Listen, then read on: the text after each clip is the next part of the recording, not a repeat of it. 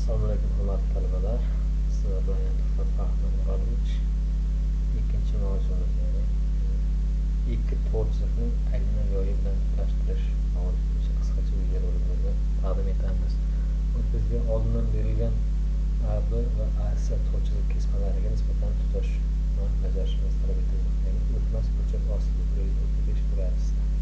Ya'ni aylanamizning gradusi 15, diametrda esa 30 diametrni tashkil etmoqda. Ekranda ko'rsatilganidek o'sha 30 gradus diametrni tashkil etmoqda. AB va AC to'rtchilik kesmalariga tutashni urinib bajarishimiz kerak. Ikki to'rtchilikni bilan aylanma yo'llarni tutashtirishimiz kerak. Buning uchun birinchi navbatda nima qilamiz?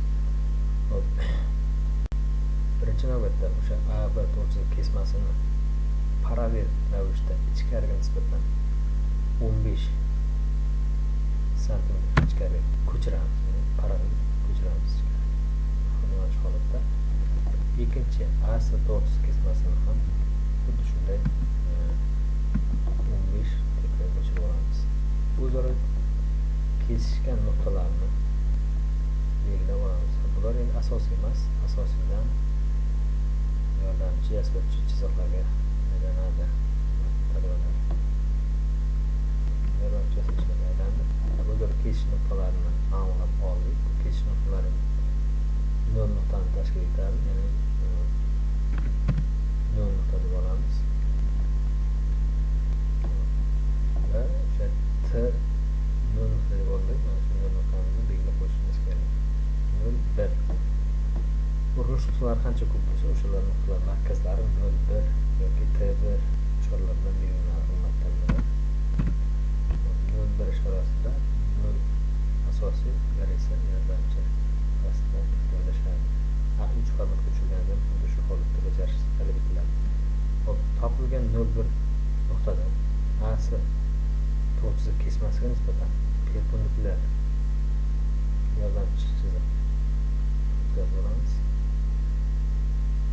Perpendikulyar AutoCAD dasturida o'sha to'g'ri avtomatik ko'rsatadi. O'sha linkamizni bajarganimizda 45 gradus linkamizni yon taraflari tekst bo'lishi kerak AB to'rtchilik kesmasiga.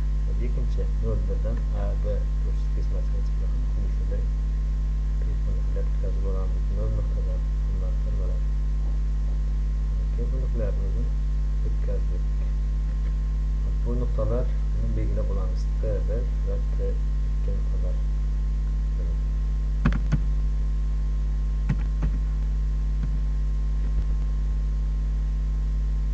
Xuddi shunday shu belgilab olinadi. Ichki holati iloji boricha tozaroq turgan, ma'qul, ya'ni estetik jihatdan chiroyli ko'rinadi. O'sha toshmamiz aniqlik darajasi juda yaxshi bajariladi. Buni belgilab olishimiz kerak. T1, T2, T1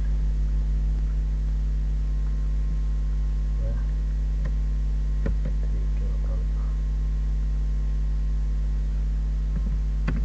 T2 nuqtamizda o'sha holat bajarilmoqda. T2 nuqtasi deyarli qoplasmoqda.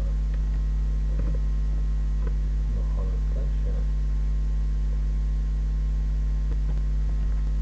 bajarib oldik.